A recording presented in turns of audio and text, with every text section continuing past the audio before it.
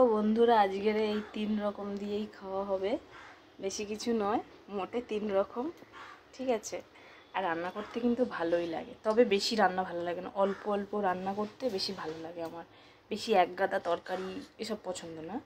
তো দেখতেই পাচ্ছ কাদের কাদের পছন্দ হয়েছে, চলে এসো আমাদের বাড়িতে। এটা হচ্ছে কচু আলু দিয়ে চিংড়ি মাছের তরকারি, এটা হচ্ছে কচুর গোড়া দিয়ে আলু দিয়ে চিংড়ি মাছের চচ্চড়ি, আর এটা একটা নোনা মাছের ঝাল। তো কারা কারা খাবে চলে এসো আমাদের বাড়িতে।